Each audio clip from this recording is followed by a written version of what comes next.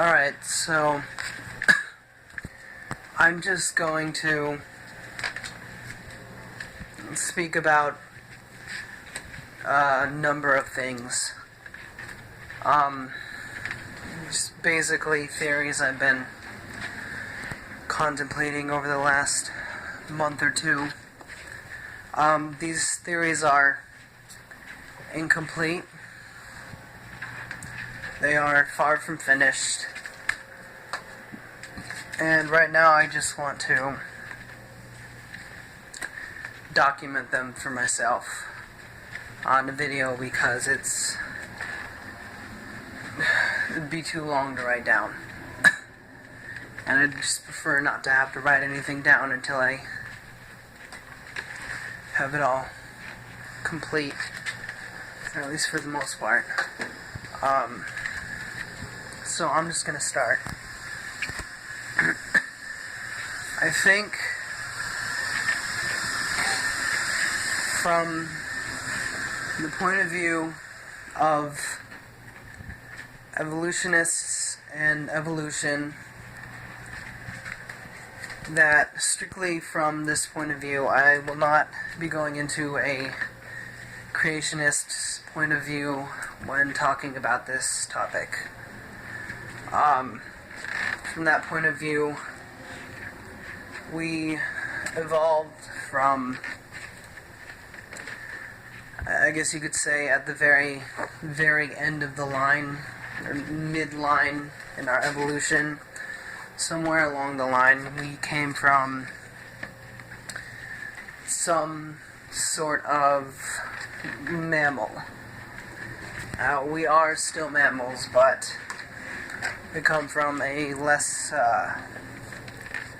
scientifically, or I guess I should say intellectually sophisticated animal.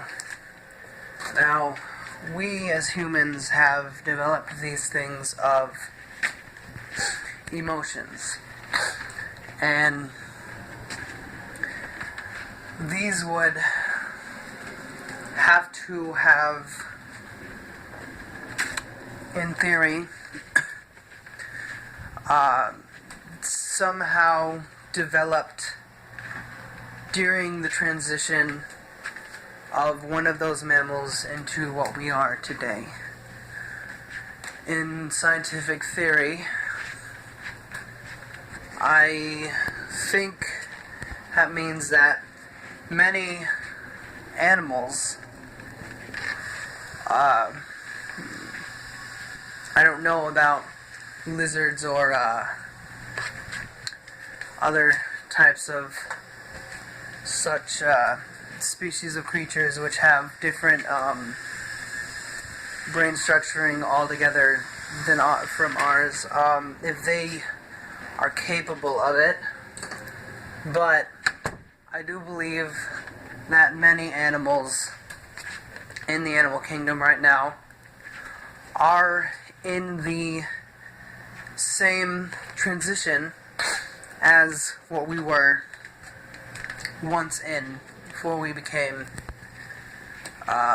something along the line of human. I think they are currently developing in the same sort of way that we have in the past. I think many animals are absolutely not scientifically capable of emotions, and I think many are. And just the fact that we currently have it, if we are to believe evolution, it means somewhere down the line something had some state or form of it before us. I think it's probably ignorant to assume that we will be the last. I think as the Earth grows older, we will continue to see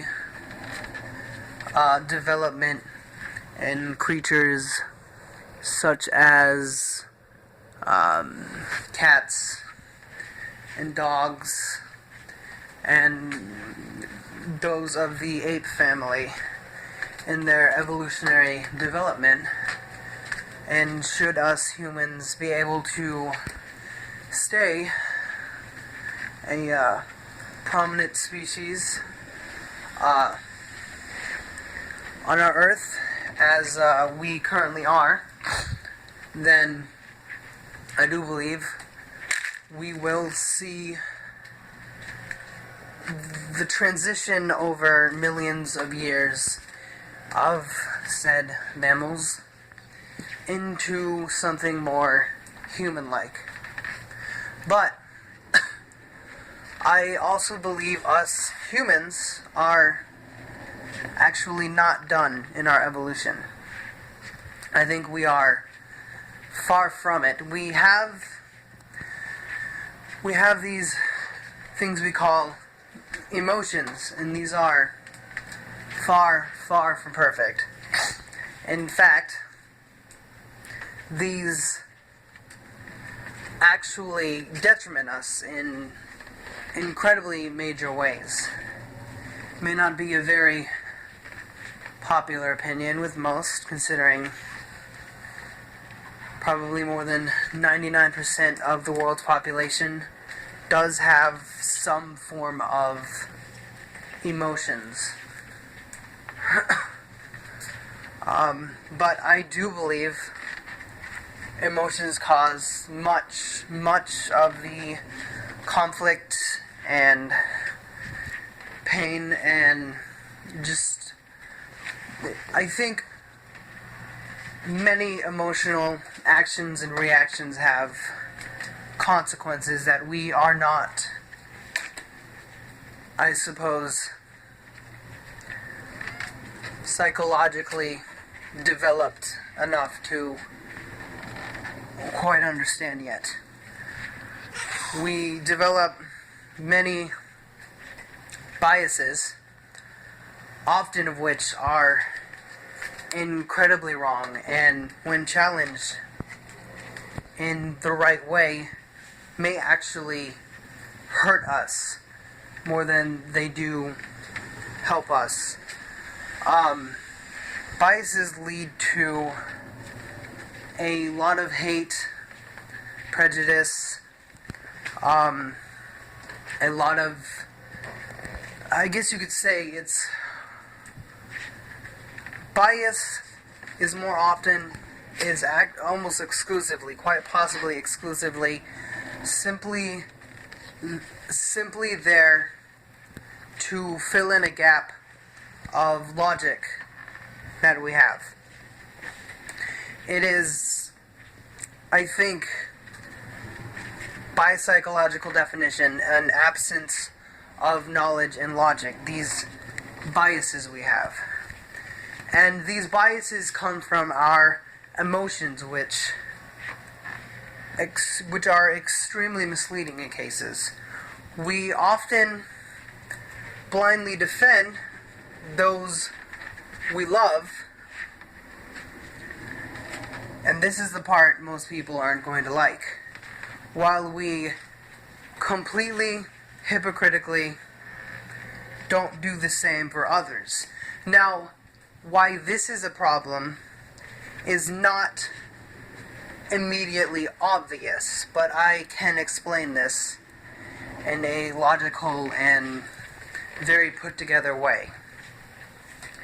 When we as humans develop these biases for very specific people, we go completely blind to our hypocrisy and our other biases towards other people. We almost exclusively do not realize it. This is one of the reasons why I do believe we are not a fully developed species, because we have these things, we have these emotions. Well, I believe our emotions are not fully developed yet. I believe we are in stages of perfecting these. Now, let me allow me to get back to my previous example. Our emotions, when we see certain people as loved ones and others as default, unattached emotionally at all, we tend to alienate the feelings of others in favor for our loved ones. Now, this may be fairly obvious for some, and it may be others may be completely unaware. But you love your family much more than you would love a stranger. Now, this is fairly obvious and accepted and acceptable in our society. But if we are to, it causes strain and problems in society as well. It is guaranteed, given millions of the right context, probably, well, an infinite amount, given the world's entropy and possibilities for things to happen. There are an unlimited number of ways for this to metaphorically shoot us in the foot. Now let me explain why it's hypocritical. We do this, and I'm gonna make this incredibly personal for anyone listening or watching this video. So if you don't want to, I guess, feel quote-unquote attacked, it's not what I'm trying to do, but you may take offense to this. And most people will deny it to themselves, but statistically this is a fact. When others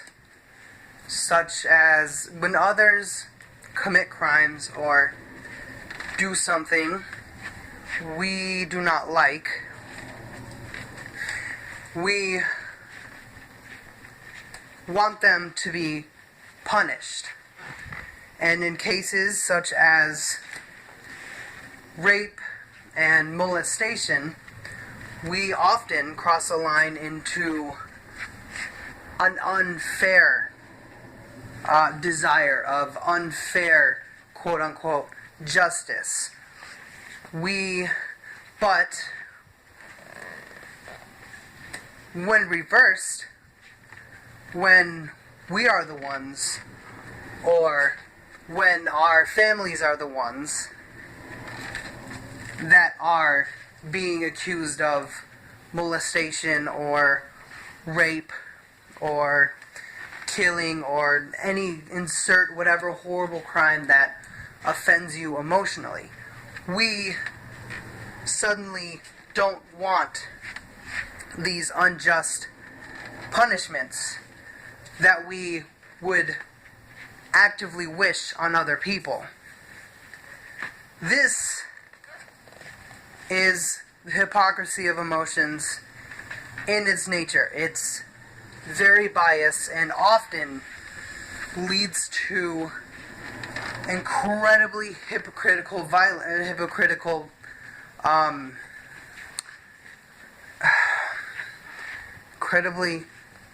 sorry, I lost my train of thought. It often fucks us over, is what I'm trying to say, due to our own actions and inability to realize its flaws. I do not believe we are done for this simple reason. We are not mentally, evolutionarily perfect.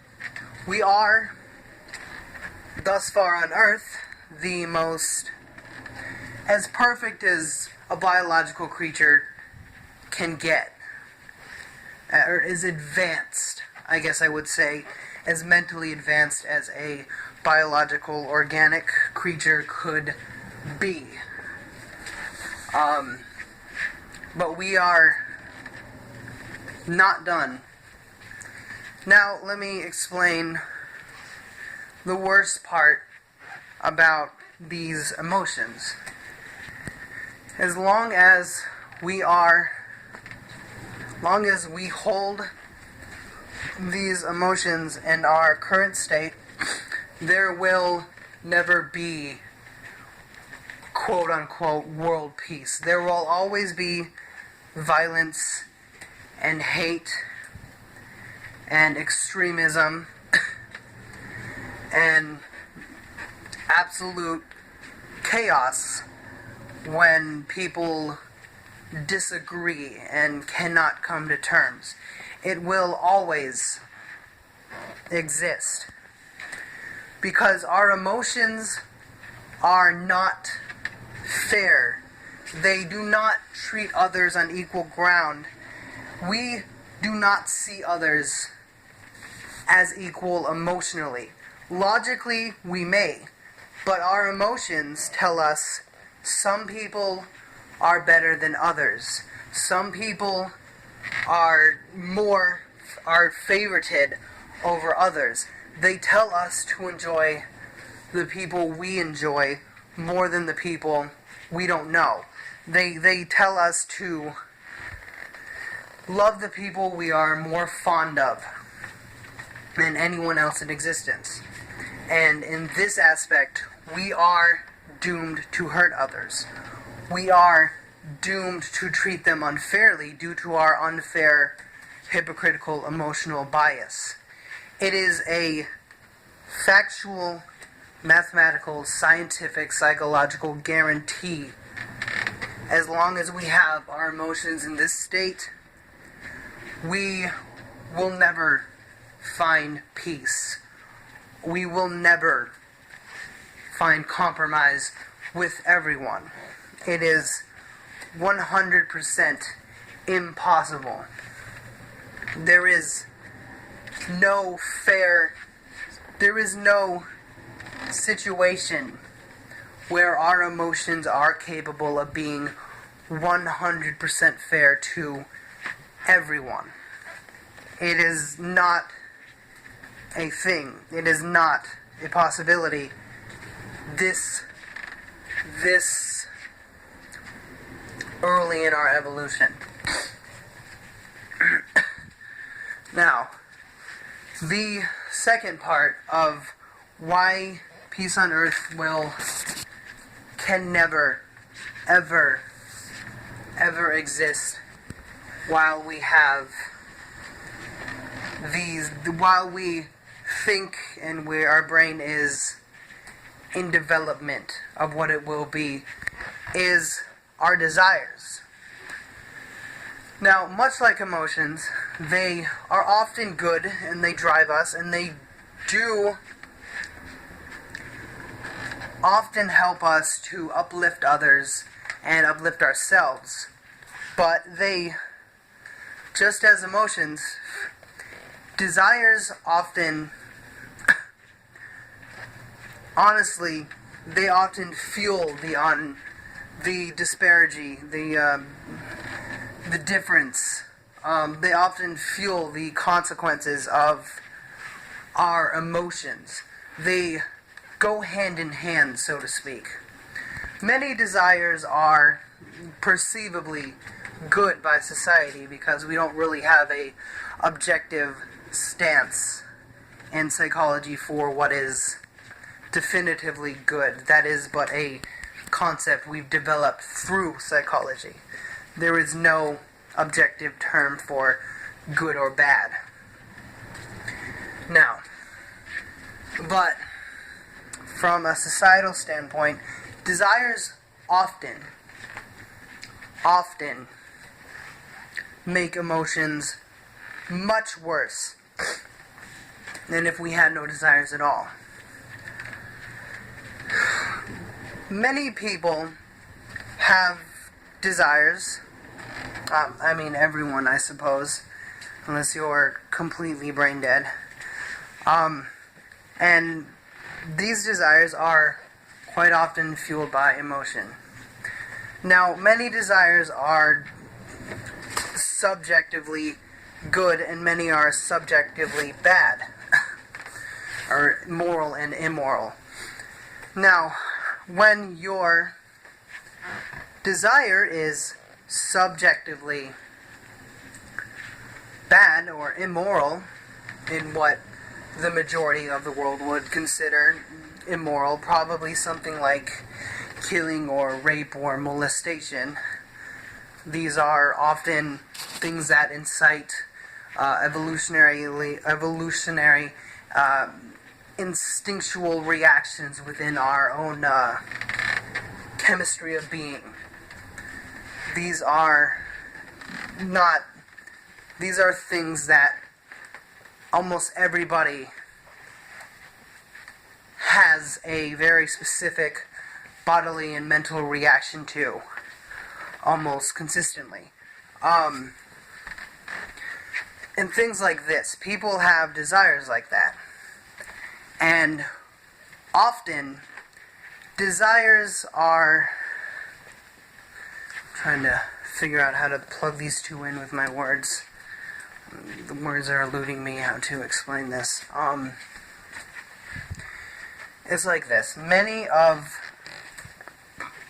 your pursuits and your desires in life are fueled almost exclusively by your emotions.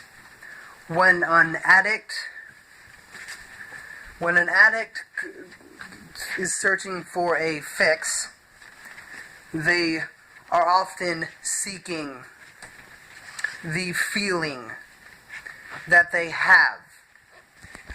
Now, it may, most of that would be a bodily high, but there's also a sense of euphoria, which forces feelings of happiness and, what is the word I'm thinking of? Content. And often,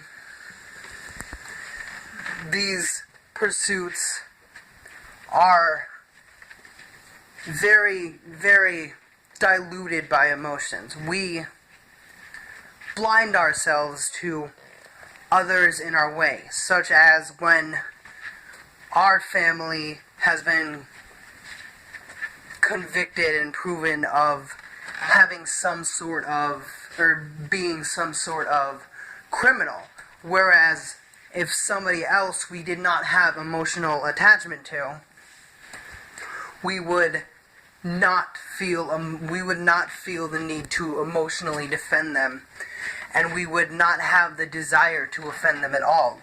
These two things go hand in hand, and they make us very extremely biased, uncaring, hateful creatures at times. Now, as far as how to correct this, I don't have a solution.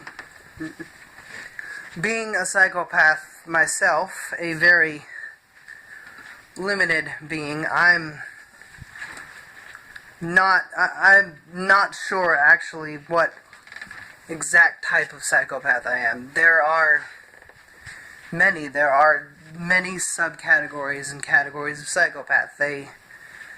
Psychopaths are very intricate and subdivided creatures from one individual to the next when comparing them with quote-unquote the normal average of society. They are it's a spectrum. Psychopaths are all on a spectrum. Me, myself, I have very limited emotions. I have emotions, and I have a conscience through upbringing. I was taught these things. I was somehow able to retain this genetic part of me that otherwise may have been suppressed by my genes, by my other genes, had my upbringing not been so good. I have the ability to turn off my conscience, or turn it on, or dim it anywhere in between. I have the ability to turn off my emotions, but I also have a severely impaired ability to properly use my emotions as well. I do not have much attachment to anyone emotionally. And empathetic-wise, I usually almost exclusively try to keep that on because of the desires that would make themselves known and manifest themselves in my behavior if I turned it off. Now, the conscience is often derived. It's a construct of our emotions, is our conscience. And this is one of the major things that keeps us from following evil desires. Many psychopaths many psychopaths and sociopaths, the main difference between the two is psychopathy is genetic while sociopathy is exclusively taught environmentally. Psychopaths may never show symptoms. There is a part of environmental factor that is played in developing a psychopath's full potential to show symptoms and manifest behavior. Shut up, cat. But it is more genetic. It's mainly in our genes, and it's activated by your body's defenses to something traumatizing or bad happening to you. Whereas sociopathy, there is no gene activated as a biological defense. It is purely psychology and your brain defending itself. No genetics involved. It's purely trauma in sociopathy.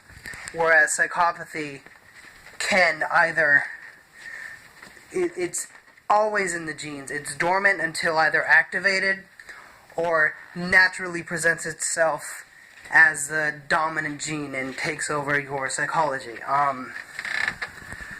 That's why it's incredibly complicated with psychopaths. But many psychopaths are the people I'm talking about. Moreover, sociopaths. Many psychopaths, some do have emotions.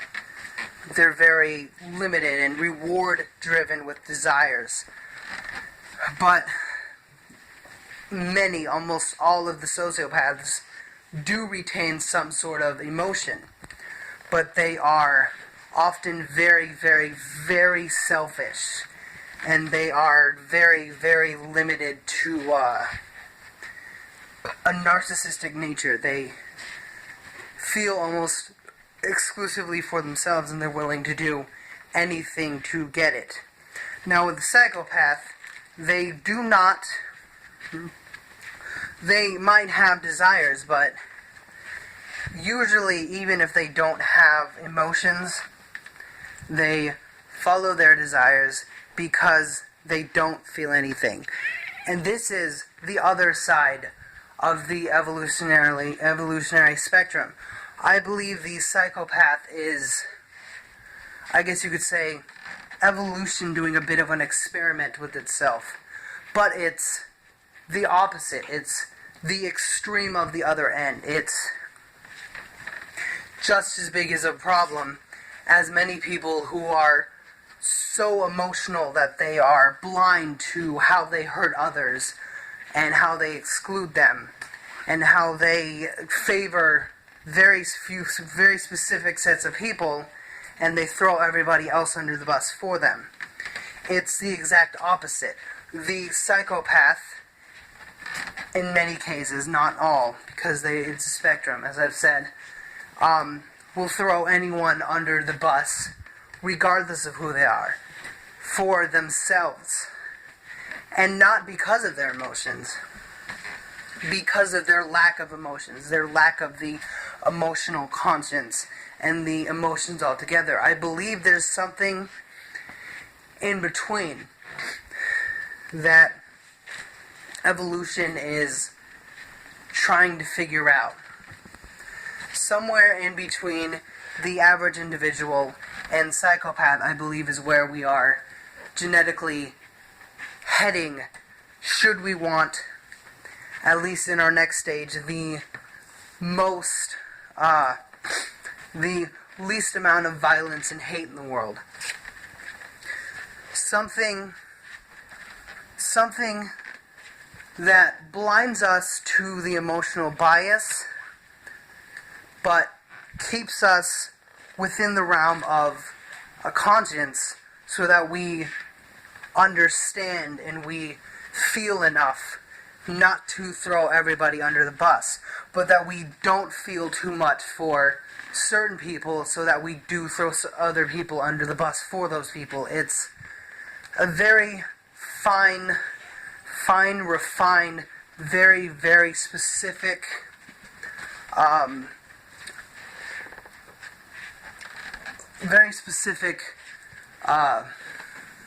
psychological formula I believe we are heading for in our evolution. I think it's somewhere in between that would give us the most fruitful results. Now I don't know. As far as evolution, we might become even worse than we are now, with either or of the extremes becoming completely becoming skewed in our evolution. I don't know if our next stages will be more towards psychopathic or more towards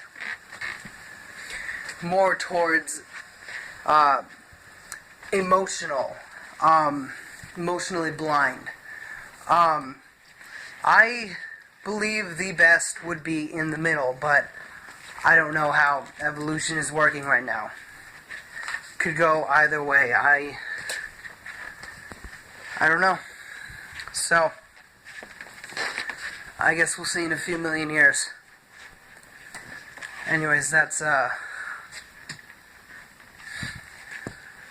it. These aren't finished. I've given them very, very little thought each. There's a lot of inconsistencies in them.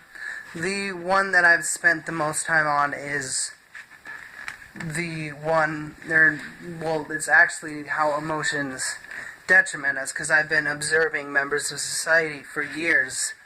The second one is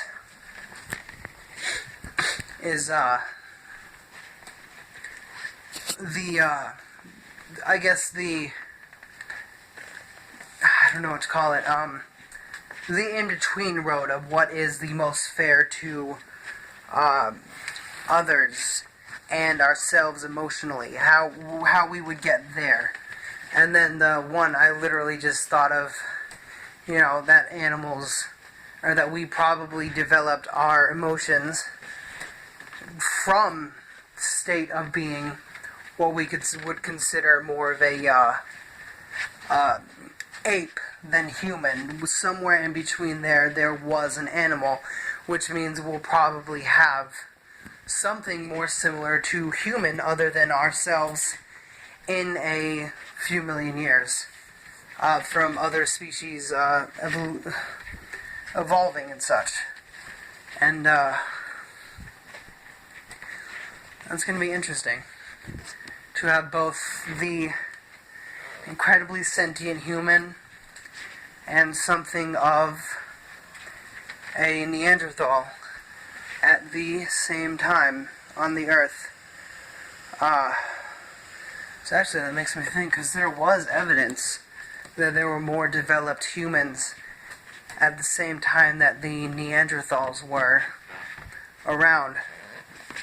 Which means perhaps something like this has already happened. But I don't know. This is as far as I can take it right now. There's a lot of parallels I need to fill in. And I do have many theories and projections for how these three theories will develop as I dig deeper and think about it more, but I'm not willing to go on the record with those yet. So that's how it is.